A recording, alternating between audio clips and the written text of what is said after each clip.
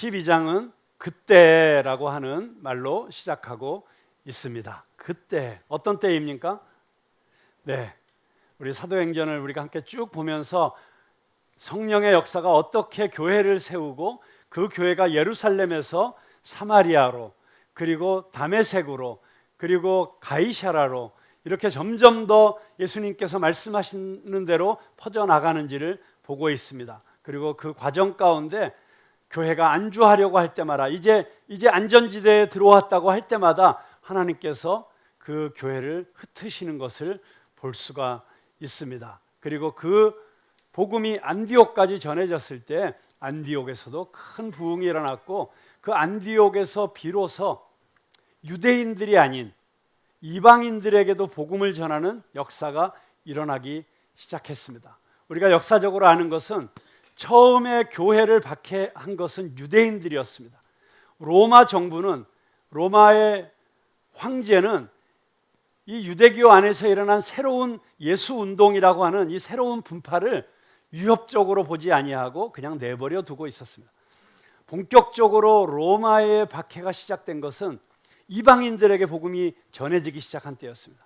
로마 정부의 입장에서 볼 때는 유대인들끼리는 저들이 옛날 구약의 하나님을 믿던, 또는 예수라고 하는 청년이 바로 구약에서부터 예언되어져 왔던 바로 그 메시아라고 믿는 새로운 물이 일어나던 별로 상관할 일이 아니었습니다.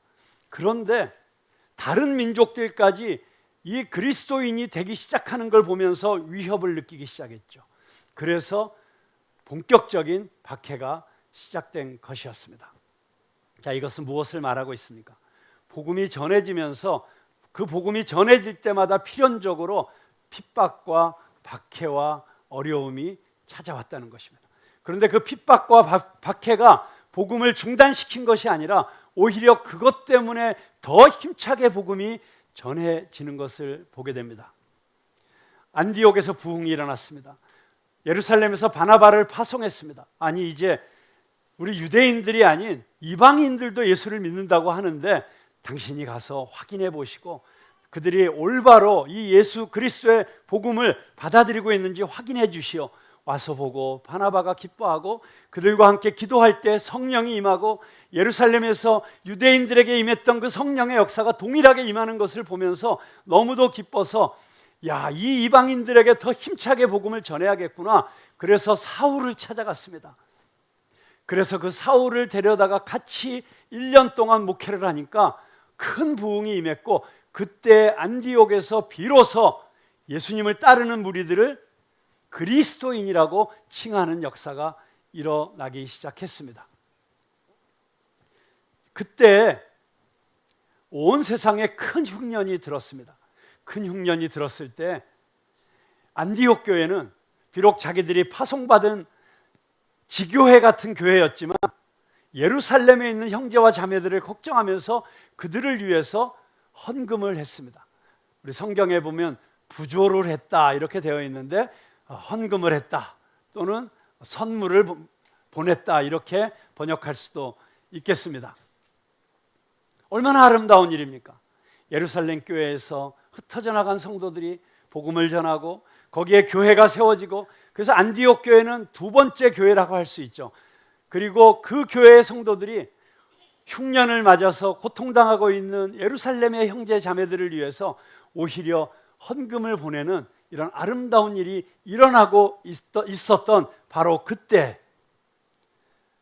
자, 지금 예루살렘에서 시작된 이 복음의 역사가 점점 퍼져나가고 불타오르기 시작하는 걸 보기 시작하시죠. 바로 그때 무슨 일이 일어났습니까? 헤롯 왕이 손을 들어 교회 중에서 몇 사람을 해하려 해요.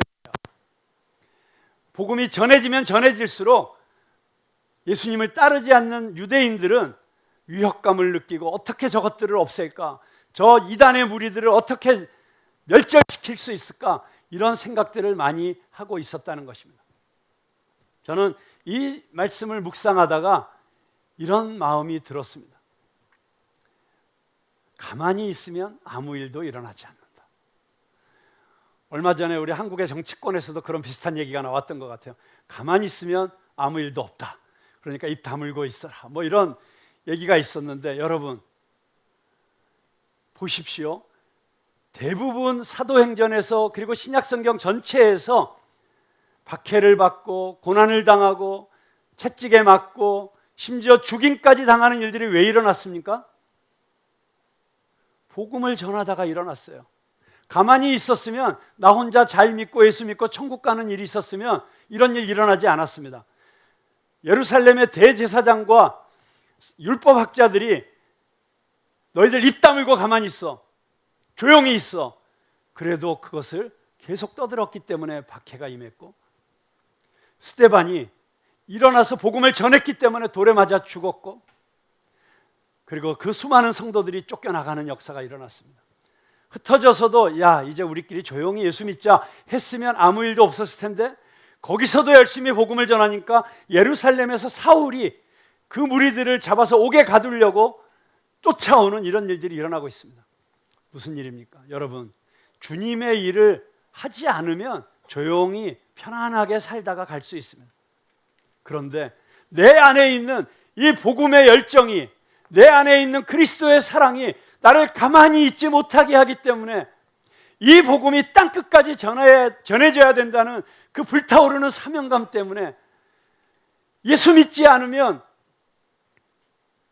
우리 식구들이 다 지옥 갈 텐데, 그래서 그렇게 핍박을 받으면서도 제사를 지낼 때마다, 명절에 식구들이 모일 때마다 괜히 복음을 전하다가 또 야단 맞고 소외당하고 구박당하고 그렇게 할 수밖에 없는 그 열정 때문에 우리 그리스도인들은 복음을 전하면서 핍박당할 수밖에 없다는 것입니다.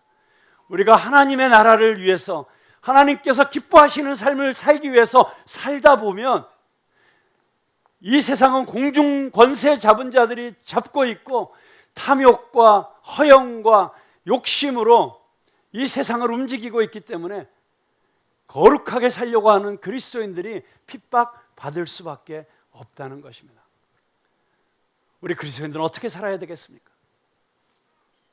나 혼자 예수 잘 믿으면 되지 하고 조용히 입 다물고 살겠습니까? 아니면 주님께서 눈물을 흘리시는 그 현장을 보면서 나도 눈물을 흘리면서 안타까워하면서 복음을 전하고 위로하고 잘못된 것을 바로잡고 공의가 강물같이 흐르고 정의가 하수같이 흐르는 그런 사회와 그런 나라를 만들기 위해서 그리스도인들이 분연히 일어나야 되겠습니까? 잘못된 로마 교황청의 면죄부 판매를 보면서 목숨을 걸고 종교개혁을 시작했던 마틴 루터처럼 오늘날도 마치 옛날 천년 암흑시대로 돌아간 것 같은 그런 잘못된 종교적인 제도와, 그리고 부패와 권력의 탑을 쌓고 있는 잘못된 교회를 개혁하기 위해서 눈물 흘려 기도하면서 변화를 시도해야 되겠습니까? 교회에서도 마찬가지입니다. 그냥 예배 드리고 나 혼자 은혜 받고 가면 되지 라고 왔다 갔다 하는 신앙생활로 그냥 끝내고 갈 수도 있습니다. 그러면 5년, 10년 그냥 이 모습 이대로 우리는 별로 그렇게 어려움 없이 신앙생활 잘하다 갈 수 있을 것입니다. 그런데 우리 성도들이 정말 몇 년을 다녀도 서로 마주 앉아서 대화할 장소도 없고, 우리 성도들이 더 함께 모여서 기도하고 시간을 더 오래 같이 보내면서 서로 위로하고 격려하는 이런 교제의 시간을 갖고 싶은데 너무 그것이 부족하고, 함께 밥을 먹으면서 떡을 떼는 정말 초대교회와 같은 그런 신앙생활을 하고 싶은데 그런 공간이 없어서 안타까워하면서 빨리 뭔가 그래도 우리가 해야 되지 않겠느냐고 갑자기 막 열심을 내시는 분들이 우리 교회 안에 생겼습니다. 아예 좀 그냥 가만히 있으세요. 그냥 이대로도 괜찮잖아요. 우리 뭐 맥도날드 교육관도 있고 버거킹 교육관도 있고 그런 대로 있으면 되지 뭘 굳이. 물론 저희 교회는 우리 교회를 재산을 늘리고 우리 교회에 무언가를 더 만들어내기 위해서 그렇게 그것이 목적인 교회는 아니기 때문에 가능하면 복음을 전하는 일에, 생명을 살리는 일에, 선교하는 일에 우리의 모든 힘과 에너지와 재정을 써야 된다고 하는 생각 때문에 우리가 그런 부분에 노력을 기울이지 않은 것도 사실이지만, 그런데 이제 하나님께서 너무 많은 우리 성도들 마음 가운데 그런 일을 잘 감당하기 위해서라도, 우리가 더 많은 하나님의 사명을 감당하기 위해서라도 이제 우리에게 좀 특별한 공간이 필요한 것 같습니다 라고 깃발을 들고 앞장서는 분들이 자원에서 나오기 시작한 것을 저는 하나님께서 이 일을 시작하신 것이라고 믿고 있습니다. 그래서 우리가 함께 힘을 합쳐서 마음을 다해서 이 일을 같이 기도하면서 했으면 좋겠습니다. 하나님의 일을 하려고 하면 반드시 듣지 않아도 될 소리를 들을 수 있게 됩니다.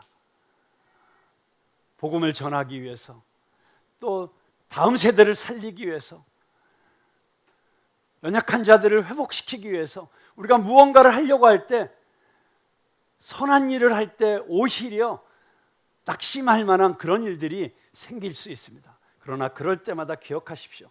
하나님의 일은 절대로 십자가 없이 이루어지지 않습니다. 절대로 우리의 희생의 섬김이 없이는 이루어지지 않습니다.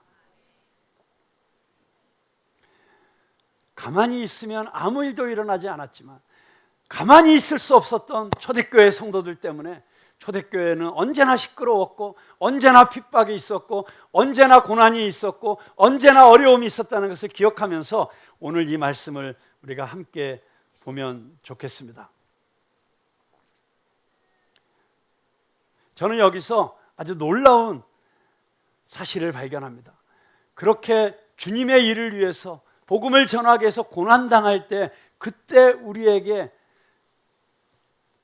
일상적인 우리의 삶에서는 경험할 수 없는 아주 특별한 은혜가 임한다고 하는 것입니다. 여기 베드로를 한번 보겠습니다. 헤롯 대왕이 교회 사람들 중에 몇을 치려하여, 지금 유대인들이 이 새로 일어나고 있는 이 기독교 때문에, 그리스도인들 때문에 지금 불안해하고 어찌할 줄을 모르고 있는 것을 보면서, 이 정통성이 없었던, 정치적으로 이 권력을 잡는데 부정한 방법과 온갖 나쁜 짓을 해서 권력을 부여받은 이 헤롯 대왕이 민심을 얻기 위해서 유대인들의 환심을 사려고 교회를 핍박하려고 결심을 했고, 그 중에 요한의 형제 야고보의 목을 쳐서 죽이게 됩니다. 여기 요한의 형제 야고보는 세베대의 두 아들 가운데 하나이죠. 예수님의 12제자 가운데 한 명이었습니다. 그런데 야고보가 죽임을 당했다, 참수를 당했다는 말을 듣고 유대인들이 너무 기뻐하는 것을 보면서 이 헤롯 대왕이, 오, 그렇구나, 이게 민심을 얻는 방법이구나, 그래가지고 그러면 저 무리들 중에서 최고 우두머리인 베드로를 죽여야겠다. 그래가지고 베드로를 잡아서 무교절에 옥에 가두었습니다. 무교절이라는 것은 유월절을 앞두고 있죠. 자, 유월절은 이스라엘에 있어서 가장 큰 절기였습니다. 가장 큰 페스티벌이었죠. 우리나라의 추석과 같은 절기라고 보면 됩니다. 사람들이 가장 많이 모여듭니다. 그때 아주 굉장한 퍼포먼스를 하려고 헤롯 대왕이 준비하고 있었던 거예요. 사람 가장 많을 때, 그때 하이라이트로 베드로의 목을 치면, 그러면 유대인들이 다 헤롯 대왕을 헤롯을 칭송할 것이다, 이런 정치적인 계획을 가지고 이 일을 준비하고 있었던 것입니다. 베드로가 옥에 갇혀서 고난을 당하고 있었고, 이제 내일이면 사람들 앞에 끌어내서 공개적으로 처형을 하려고 하던 밤에 이 일이 일어난 것입니다. 근데 이 현장을 보면서 우리는 베드로의 너무나도 달라진 모습을 보게 됩니다. 자, 내일 자기가 죽게 되는 밤이에요. 그 사실을 베드로는 알고 있습니다. 모든 성도들도 알고 있습니다. 그래서 모든 성도들이 베드로를 위해서 중보기도를 하고 있습니다. 그런데 베드로는 지금 뭘 하고 있습니까? 잠을 자고 있습니다. 푹 자고 있습니다. 잠자는 베드로 하면 여러분 생각나시는 장면이 있으시죠? 네, 겟세마네 동산에서 예수님께서 십자가에 달려 돌아가시기 전에 나를 위해서 기도해다오, 예수님께서 부탁하셨을 때 베드로와 야고보와 요한 특별히 사랑하는 이 제자는 어떻게 했습니까?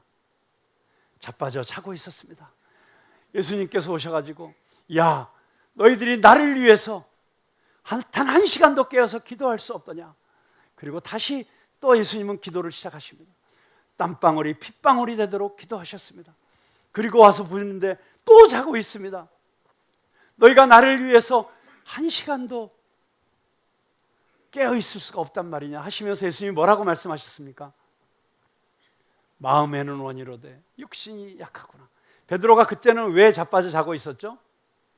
마음은 원하고 있었어요. 깨어서 기도하고 싶었어요. 예수님이 이렇게 부탁하시는데 나도 기도해야지. 그런데 그 피곤한 육신, 그 연약한 육신 이길 수가 없어서 그냥 쓰러져서 자고 있었던 거예요. 그런데 지금 베드로가 자고 있는 잠은 그 잠과는 다른 잠입니다. 어떤 잠인 줄 아십니까? 저는 이 베드로가 자고 있는 모습을 보면서 지난주 금요일 날 우리 금요 성령 집회 때 우리가 함께 나누었던 시편 3편의 저자인 다윗을 생각했습니다. 다윗이 아들 압살롬의 반역에 쫓겨서 도망을 가는 장면을 우리는 성경에서 볼 수 있습니다. 그가 도망갈 때 시므이라고 하는 자가 나타나서 다윗을 조롱합니다. 꼴 좋다. 하나님의 사랑을 받는다고 하더니 하나님의 축복을 받았고 하나님의 기름 부음 받은 왕이라고 하더니 네가 하는 짓이 이게 뭐냐. 아들에게 반역을 당해서 이렇게 비참하게 쫓겨가는구나. 조롱을 하고 손가락질합니다. 옆에 있던 신하가 왕이시여 내가 가서 저 개 같은 놈을 죽여버릴까요? 아니다 내버려둬라. 뭐 이런 장면이 나오지 않습니까?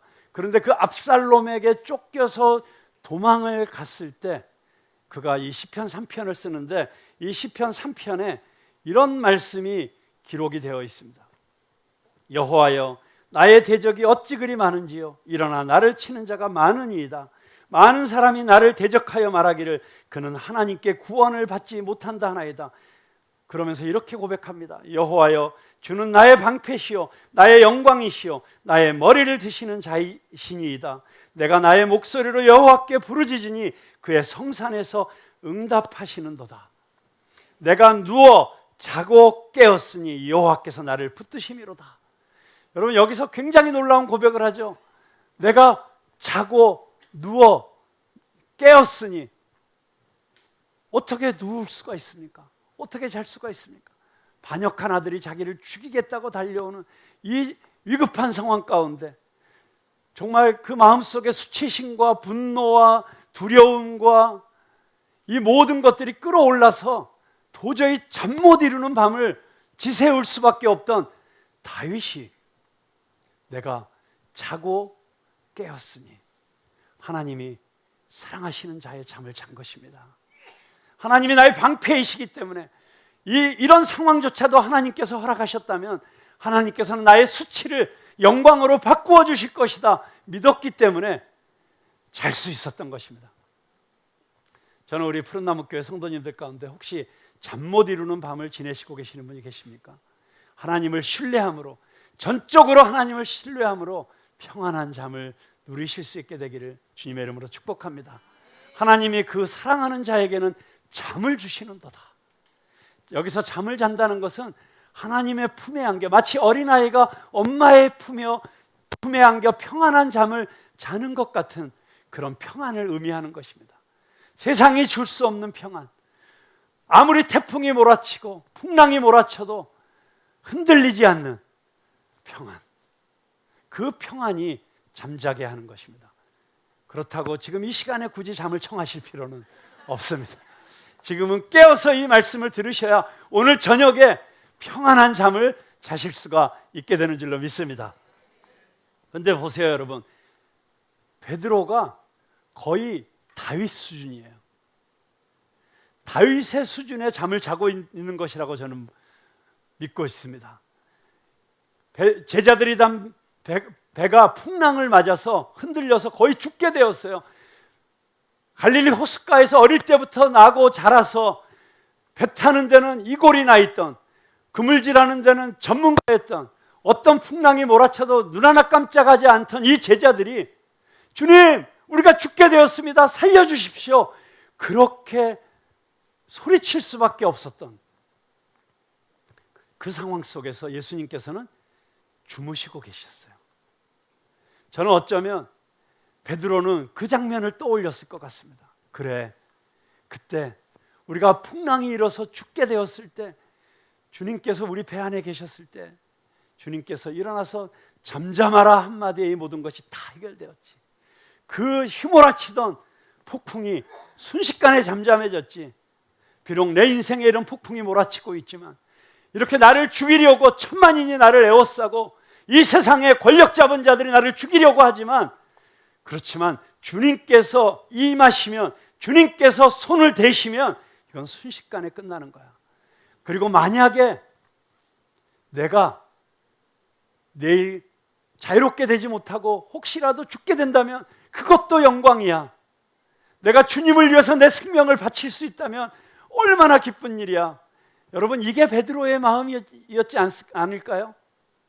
이 마음이 있었기 때문에 그는 죽어도 주님의 영광을 위해, 살아도 주님의 영광을 위해, 그래서 죽고 사는 게 문제가 되지 않았기 때문에 그는 평안한 잠을 잘 수 있었다고 하는 것입니다. 사도 바울은 빌립보서 1장 29절에서 30절에서 이렇게 이야기하고 있습니다. 그리스도를 위하여 너희에게 은혜를 주신 것은 다만 그를 믿을 뿐 아니라 또한 그를 위하여 고난도 받게 하려 하심이라. 여러분, 우리가 은혜를 받는다, 은혜 받는다, 은혜를 주시옵소서 기도하잖아요. 근데 그 은혜라는 게 무엇입니까? 내가 원하는 거 다 이루어 주시는 게 은혜입니까? 내가 감동받고 내가 눈물 흘리면서 할렐루야 찬양, 좋은 찬양 듣고 그리고 내 마음이 평안을 얻고 그게 은혜입니까? 맞습니다. 그것도 우리에게 주시는 은혜입니다. 그런데 그 은혜는 그 수준에서 끝나는 게 아니라고 하는 것입니다. 진정 우리 믿음의 선배들이 누렸던 은혜는 내가 믿는 은혜, 믿음으로서 구원받고 믿음으로서 죄사함 받고 믿음으로서 하나님께서 나의 연약함을 고쳐주시고 내 병을 고쳐주시고 나의 어려운 문제를 해결해 주시고 이런 은혜뿐만이 아니라 이제는 그 주님을 위해서 오히려 내가 고난받는 자가 될 수 있는 은혜, 그것이 가장 큰 은혜라고 하는 것입니다. 너희에게도 그와 같은 싸움이 있으니 너희가 내 안에서 본 바요 이제도 내 안에서 듣는 바니라. 사도 바울은 바로 그런 은혜를 누리고 있다. 지금 옥에 갇힌 사도 바울이 빌립보 성도들에게 내가 지금 이 감옥에 갇혀서 이 음습한 이 지하 감옥의 바닥에서 매맞고 쓰러져 고통하고 아파하고 있지만 이것도 은혜다. 이것도 주님께서 나에게 주신 은혜다. 그래서 사도 바울은 또한 빌립보서 3장에서 뭐라고 고백합니까? 내가 알고 싶다. 내가 더 알고 싶은 것은 내가 그리스도를 알고 싶고 그 고난의 참여함을 알고 싶다. 마치 성 어거스틴이 기도할 때 내가 예수 그리스도의 십자가의 고난을 경험하게 해주십시오. 그게 그의 간절한 기도였어요. 얼마나 그가 간절하게 기도했던지 어느 날 그의 손바닥에 그리고 옆구리에 그리고 그의 발목에 십자가에서 예수님이 못 박히셨던 그 흔적, 그것을 스티그마라고 하죠. 헬라어로 스티그마가 생겼다. 얼마나 간절히 예수님의 고난을 나도 경험하고 싶다고 기도했으면 그 몸에 그런 흔적이 생겼을까. 저는 우리가 그리스도인으로 이 세상을 살아가면서 그냥 나 혼자 잘 먹고 잘 살고 내 문제 해결되고 우리 자식들 좋은 학교 들어가고 좋은 직장 가고 좋은 배우자 만나서 자식들 많이 낳고 행복하게 잘 사는 그냥 이런 수준의 신앙이 아니라 그리스도를 위해서 고난받기를 기뻐하는, 그래서 듣지 않아도 되는 소리를 들어도 하지 않아도 되는 수고를 해도 힘든 일들을 하더라도 그 일을 감당해낼 수 있는 저와 여러분 될 수 있기를 주님의 이름으로 축복합니다. 여러분, 우리 푸른나무 교회는 바로 그런 교회가 돼야 될 줄로 믿습니다. 우리 푸른나무 교회가 처음 시작할 때 하나님께서 우리 교회에 주셨던 말씀들이 있잖아요. 우리가 함께 모여서 중보기도할 때 하나님께서 분명하게 푸른나무 교회는 이런 교회가 될 것이다 라고 주셨던 말씀들이 있어요.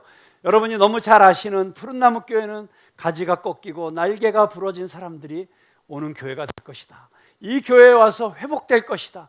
그리고 회복된 자들이 이 나라의 여러 분야를 이끄는 리더들로 세워지는 그런 교회가 될 것이다. 그게 첫 번째 말씀이셨어요. 그리고 두 번째 말씀은 무엇이었냐면, 푸른나무 교회는 그래서 다른 교회가 하지 않는 일들을 하는 교회가 될 것이다. 아직까지 어떤 교회도 가보지 않은 땅을 가는 교회가 될 것이고, 아직 어떤 교회도 시도해보지 않은 사역들을 시도하는 교회가 될 것이다. 그 일들을 하면 왜 그런 일을 하냐고, 왜 쓸데없이 교회가 목회나 열심히 하지, 교회나 더 열심히 키우지, 왜 이런 일들을 하냐고 많은 사람들이 말할 것이고 비난할 것이고 그런 소리들을 듣게 될 것이다. 그러나 푸른나무 교회는 그런 일들을 할 때 가장 건강한 교회가 될 것이다. 우리 교회 안에 많은 새로운 일들을 시도하는 성도들이 있음을 주님 앞에 감사드립니다. 근데 우리 교회는 교회 공동체적으로 정말 지금까지 한국교회가 시도해보지 않았던 그런 새로운 영역의 사역들을 개척해 나가는 교회가 될 수 있기를 바랍니다. 그런 일들을 할 때 이런저런 소리들이 들릴 수 있습니다. 왜 교회가 그런 일들을 하느냐? 교회가 그런 것까지 허용할 수 있느냐? 왜 교회가 그런 영역에까지 찾아가느냐? 그런데 우리 교회는 그런 일들을 할 때 가장 성령 충만하고 건강한 교회가 되리라고 믿습니다. 여러분, 이 은혜가 어떤 은혜냐면, 이런 일들을 할 때, 그래서 그리스도를 위해서 고난 받을 때 믿음이 성장한다고 하는 것입니다. 베드로는 정말 두려움이 많은 사람이었습니다. 어린 계집종이 와서 너도 저 사람과 한패지, 너 예수의 제자지라고 했을 때 그 두려움 때문에 나는 저 사람을 알지 못한다고, 아니라고, 무슨 소리 하냐고, 생사람 잡지 말라고. 그러다가 아니 무슨 소리야, 말투를 보니까 너도 갈릴리 사람이고 저 사람들과 한패인데, 그때 베드로가 어떻게 합니까? 예수를 저주하며 내가 예수와 상관없다는 것을 증명하기 위해서 자기가 그토록 사랑하던 예수 그리스도, 자기에게 그런 놀라운 사랑을 베푸셨던 예수 그리스도, 자기의 인생을 송두리째 바꾸어 주셨던 그 예수 그리스도를 부인할 뿐만 아니라 저주하며 욕하는 그런 겁쟁이, 비겁한, 비굴한 베드로였습니다. 그러다가 그런 자신을 긍휼한 눈빛으로 바라보시는 그 예수님의 눈과 마주치자, 그리고 예수님께서 예언하시는 대로 닭이 3번 우는 소리를 들으면서 그는 바깥 어둠 속으로 달려가서 슬피 통곡하며 울었던 사람이었습니다. 감히 예수님 앞에 나올 용기가 없어서 부활하신 예수님이 갈릴리 호숫가에서 불을 피워놓고 조반을 준비하셨을 때 저만치 멀찌감치 앉아 있었던 베드로였습니다. 베드로야, 내가 나를 사랑하느냐 물으셨을 때 네, 주님 사랑합니다라고 감히 고백하지 못하고, 제가 주님 사랑하는 거 주님 아시잖아요, 이렇게 고백할 수밖에 없었던 그런 베드로. 그런데 그 베드로가 이렇게 달라져 가고 있습니다. 고난을 통과할 때마다, 어려움을 통과할 때마다 그는 참으로 위대한 믿음의 용사로 거듭나고 있었던 것입니다. 여러분, 지금 어떤 어려움 가운데 계십니까? 뜻하지 아니한 어떤 재정적인 어려움 때문에 지금 절망하고 있습니까? 어려움을 당하고 있습니까? 죽을 것 같은 마음의 안타까움을 갖고 있습니까? 육신의 질병 때문에 지금 고민하고 있습니까? 마음속에 걱정과 근심이 있습니까? 불면증 때문에 시달리고 있습니까? 우울증 때문에 고통받고 있습니까? 여러분이 육신의 어려움이든지 관계의 어려움이든지 재정적인 어려움이든지 사업의 어려움이든지 그 어려움이 어떤 것이 여러분의 삶을 지금 붙잡고 있다고 할지라도 여러분 두려워하지 마십시오. 이 어려움을 통과하면서 여러분은 다시 한 계단 더 주님께로 가까이 가게 될 것입니다. 여러분을 지금 걸려 넘어지게 하는 것 같은 이 걸림돌 같은 이 문제들은 여러분이 더 높은 곳으로 뛰어오르게 만드는 디딤돌이 되게 될 줄로 믿습니다. 그런데 그러기 위해서는 다윗처럼, 베드로처럼 하나님을 바라봐야 됩니다. 사람을 의지하지 마십시오. 사람의 방법을 쓰지 마십시오. 기도하십시오. 하나님께 의지하십시오. 그 기도의 응답으로 하나님께서 이 모든 문제들을 해결해 주시는 것을 경험하십시오. 그렇게 될 때 여러분의 문제는 오히려 여러분의 믿음을 성장시키고 여러분을 더 위대한 믿음의 용사로 바꾸어 주리라고 믿습니다.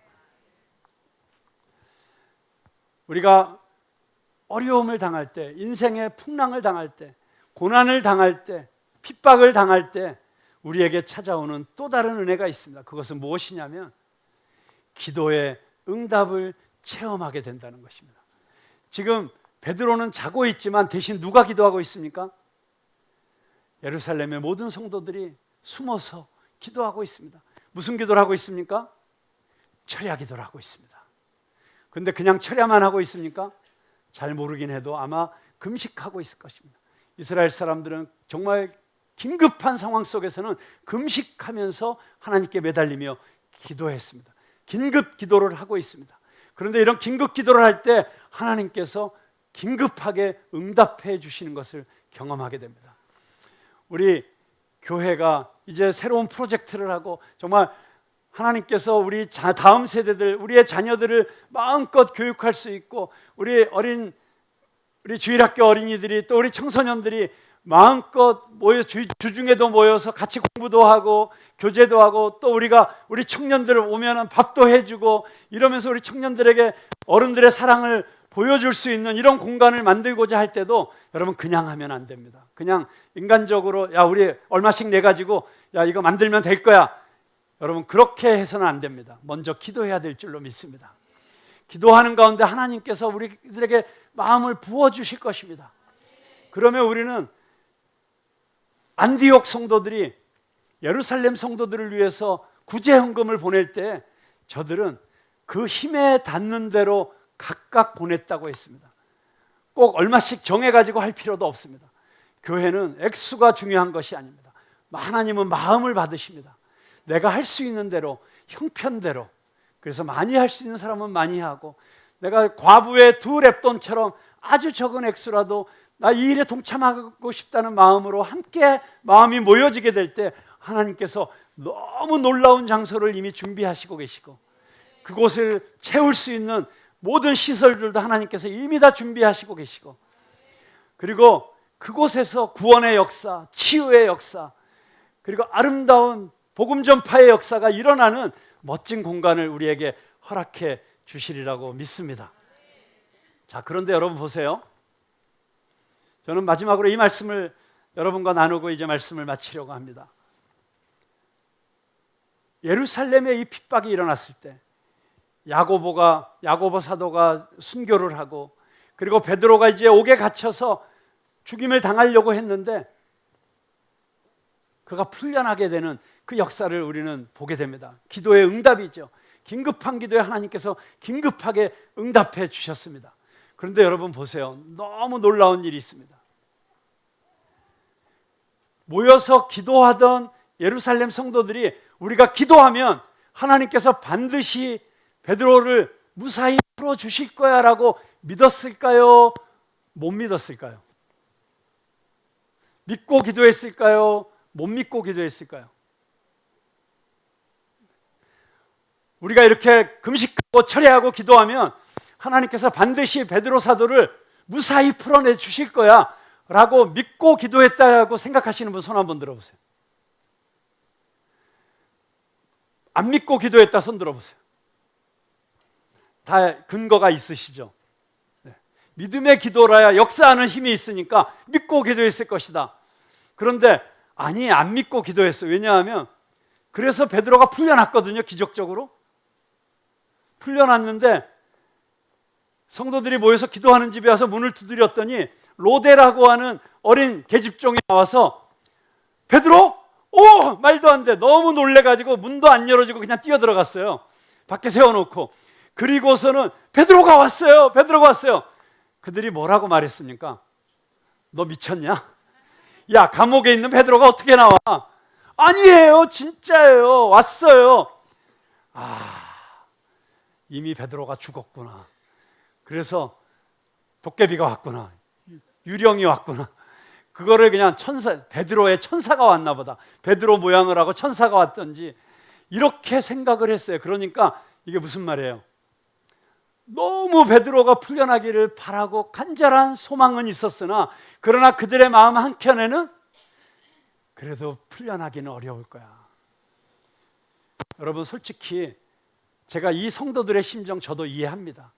왜냐하면 정말 말기암 환자들, 정말 이제 돌아가실 수밖에 없는 그런 환자들을 위해서 가서 기도할 때 정말 제 마음속에 일어날지어다! 회복될지어다! 기도해서 벌떡 일어나는 걸 정말 보고 싶어요. 그리고 정말 간절하게 소망하는 마음으로 기도합니다. 그런데 마음 한편으로는 이게 나의 간절한 소망이기도 하고 이 둘러서 있는 가족들의 너무나 간절한 소망이기도 하지만 그러나 때가 되어서 하나님께서 불러가시면 또 그것은 어찌할 수가 없지. 그러면 하나님께서 우리 가족들에게 위로를 주시고 이 환자에게는 천국의 소망을 주시고 사실 그런 마음으로 기도를 하죠. 그러니까 치유하여 주시옵소서 기도하지만 치유가 될까라는 한편의 생각이 있거든요. 그런데 여러분 치유의 역사가 일어나는 때가 있긴 있어요. 그때는 언제냐면 주님께서 믿음을 주실 때예요. 왠지 선포하면 일어날 것 같으면 담대하게 선포하면 이런 일이 일어나요. 그런데 그런 주님이 주시는 마음이 없을 때에도 정말 소원을 담아서 기적이 일어나게 달라고 기도할 때가 있어요. 그런데 그때는 상황상으로 봐서는 너무 안 될 것 같은 거예요. 이 성도들이 그런 마음이에요. 이미 야고보도 죽임을 당했죠. 그런데 뭐 베드로라 야고보도 죽게 내버려 두셨는데 하나님이 베드로는 특별히 빼주시겠어? 라고 하는 마음이 한구석엔 있었을 거예요. 그러니까 베드로가 살아 돌아왔다 그러니까 안 믿는 거죠. 못 믿는 거죠. 너무 좋으면서도. 여러분, 그런데 놀랍게도 그런 연약한 믿음으로 기도했음에도 불구하고 하나님은 그 기도를 들어주십니다. 여기서 굉장히 중요한 믿음에 대한 사실을 발견합니다. 믿음에 있어서 가장 중요한 팩트는, 믿음에 있어서 가장 중요한 요소는 우리의 믿음이 얼마나 강하느냐가 중요하지 않아요. 물론 강한 믿음을 가지고 있는 것은 너무 좋은 일입니다. 그건 우리를 담대하게 하니까. 그런데 겨자씨만한 믿음만 있어도, 그럼 아시겠어요? 겨자씨만한 믿음이 있어도 오히려 의심이 90%, 믿음 10%라고 할지라도 그 믿음 가지고 대신 정확하게 누구에게 기도해야 됩니까? 하나님께 기도해야 됩니다. 예수 그리스도의 이름으로 하나님께 메어 달리면 하나님께서는 구해 주시고 건져 주십니다. 여러분 출애굽 때 한번 보세요. 이제 마지막 10번째 재앙이 내리게 되었습니다. 모세를 통해서 선포하십니다. 양을 죽여서 집집마다 그 피를 문설주에 발라라. 그러면 너희는 죽지 않게 될 것이다. 이스라엘 사람들이 다 이야기를 들었어요. 그런데 그 이스라엘 그 모든 그 지파들 중에서 김장로가 있었어요. 김장로는 그 얘기를 듣고 집에 가서 야, 오늘 장자들은 다 죽는다고 하는데 안 죽으려면 양의 피를 발라야 되니까 빨리 발라야지 하고 문설주에다 발랐어요. 그런데 너무 불안했어요. 설마 이거 발랐다고 진짜 죽을 사람이 안 죽겠어? 그러면서 부들부들 떨면서 밤을 새웠어요. 그런데 다른 지파에 박장로가 있었어요. 박장로는 에이 그게 무슨 소리야. 그거 양의 피 바른다고 죽겠어? 안 죽어? 아니 다 죽어. 어차피 죽을 건데 뭐. 그리고 안 바르고 담대하게 드르렁거리면서 잤어요. 여러분 담대한 믿음을 가졌던 박장로 아들은 죽었을까요? 안 죽었을까요? 죽었어요. 부들부들 떨면서 밤을 그대로 꼴딱 세웠지만 그래도 믿음으로 순종했던 김장로 아들은 살았을까요? 죽었을까요? 살았어요. 여러분 부들부들 떨었느냐 코골면서 태평하게 잤느냐가 중요한 게 아니고 중요한 거는 누구를 믿느냐가 중요한 것입니다. 우리가 올바른 믿음을 가져야 됩니다. 믿음은 그래서 강도가 중요한 것이 아니라 방향이 중요하다. 우리를 사랑하시고 우리를 위해서 아낌없이 당신의 애아들 예수 그리스도를 십자가에 의해서 내어주신 그 하나님께서 우리에게 가장 좋은 것을 주실 거라는 그 믿음을 갖고 나아가면 하나님께서 우리에게 가장 선한 열매를 주실 줄로 믿습니다. 자, 그렇게 해서 이 기도의 응답으로 베드로가 살아났어요. 그 현장에 누가 있었느냐? 성경의 맥락을 보면 사울과 바나바가 있었어요. 왜냐하면 사울과 바나바가 예루살렘의 구제 헌금을 가지고 예루살렘으로 갔는데 다시 안디옥으로 돌아왔다는 기록이 없는 채로 이 12장이 시작되었거든요. 사울이 야고보가 순교당하는 것도 보았고 베드로가 옥에 갇히는 것도 보았고, 그런데 그 베드로가 옥에서 기적적으로 기도의 응답으로 풀려나는 것도 보았어요. 이것을 사울이 경험했다는 것이 얼마나 중요한 것이냐. 사도행전 16장에 보면 이 사울이 바울로 이름이 이제 불리워지면서 그도 빌립 감옥에 갇히게 됩니다. 그런데 그가 감옥 속에서 무엇을 하고 있습니까? 찬양을 하고 있습니다. 어떻게 그럴 수 있을까요? 물론 바울이 예수 그리스도와의 그 특별한 그 만남의 사건이 있었고 회심의 사건이 있었기 때문에, 그리고 성령께서 그와 함께 하셨기 때문에 그 마음을 담대하게 해주셨을 것입니다. 그러나 사울에게는, 이 바울에게는 놀라운 기억이 있었습니다. 바로 예루살렘에 있을 때 옥에 갇혔던 베드로가 기도의 응답으로 풀려나오는 이 사건을 보면서 우리의 삶은 하나님께서 책임지고 계신다. 우리가 사나 죽으나 우리의 삶은 주님의 손에 달려있고 내가 주님의 사명이 있는 한은 나는 죽지 않을 것이다. 그래서 로마로 가는 배 죄수로 타고 있었던 바울이 유라굴로 광풍이 불어와서 그 배가 파손해서 다 사람들이 죽게 되었다고 난리법석을 칠 때, 그때 그 배 안에서 유일하게 두려워하지 않고, 여러분 걱정하지 마십시오. 우리는 죽지 않을 것입니다. 우리는 죽지 않을 것입니다. 주의 천사가 어제 나에게 와서 말해줬습니다. 제가 로마에 가서 복음을 전해야 되기 때문에, 황제 앞에서 복음을 전해야 되는 사명이 있기 때문에 내가 죽지 않을 것입니다. 그러니 여러분도 죽지 않을 것입니다. 여러분, 우리 그리스도인들은 이 어렵고 힘든 세상을 살아가는 우리의 세상의 이웃들에게, 우리의 친척들에게, 우리의 직장 동료들에게 이렇게 말할 수 있는 사람이 되어야 됩니다. 여러분, 두려워하지 마십시오. 걱정하지 마십시오. 대놓고 그렇게 얘기하지 마세요. 나 때문에 이 회사 잘 될 겁니다. 그러면 교만하게 보입니다. 그런데 알 사람은 다 알게 될 것입니다. 여러분은 복의 근원이 될 것입니다. 여러분 때문에 무너져가던 회사도 다시 일어나게 될 것이고, 여러분들 때문에 어려웠던 이웃들이 다시 회복되는 역사가 일어나게 될 것입니다. 왜냐하면 여러분들이 그 고난을 통과하면서 하나님이 기뻐하시는 믿음의 사람으로 성장했기 때문입니다. 고린도후서 1장 1절부터 11절까지의 말씀은 우리가 당하는 고난과 환난을 통해서 하나님은 우리를 어떤 존재로 바꾸어 주기를 원하시는지 이렇게 기록하고 있습니다. 하나님의 뜻으로 말미암아 그리스도 예수의 사도된 바울과 형제 디모데는 고린도에 있는 하나님의 교회와 또 온 아가야에 있는 모든 성도에게 하나님 우리 아버지와 주 예수 그리스도로부터 은혜와 평강이 있기를 원하노라. 찬송하리로다. 그는 우리 주 예수 그리스도의 하나님이시요 자비의 아버지시요 모든 위로의 하나님이시며, 4절 한번 같이 읽어보겠습니다. 4절 시작. 우리의 모든 환난 중에서 우리를 위로하사 우리로 하여금 하나님께 받는 위로로서 모든 환난 중에 있는 자들을 능히 위로하게 하시는 이시로다. 아멘. 우리의 모든 환난 중에서 우리를 위로하시는 하나님께서는 우리로 하여금 하나님께 받는 위로로서 모든 환난 중에 있는 자들을 능히 위로하게 하시는 이로서이다. 무슨 말씀입니까? 하나님께서 우리에게 고난을 허락하시는 것은 그 고난을 통해서 우리로 하여금 다른 고난받는 우리의 이웃들에게 위로를 전하는 자가 되게 하려 하신다고 하는 것입니다. 내가 지금 당하고 있는 어려움 때문에 우리는 오히려 누군가에게, 나와 같은 고난을 당하고 있는 자에게 하나님의 사랑과 위로를 전하는 자들이 될 것입니다. 저는 우리 대한민국을 보면 우리나라가 바로 그런 나라가 되었다는 것을 생각합니다. 6.25 전쟁으로 모든 것이 다 무너져 버렸습니다. 비참했습니다. 정말 눈을 들어 하늘 보라. 정말 도움 어디서 올까? 이 말씀의 가사처럼 이 나라는 가장 어렵고 힘든 나라가 되었는데 하나님께서 이 나라를 회복시켜 주셨습니다.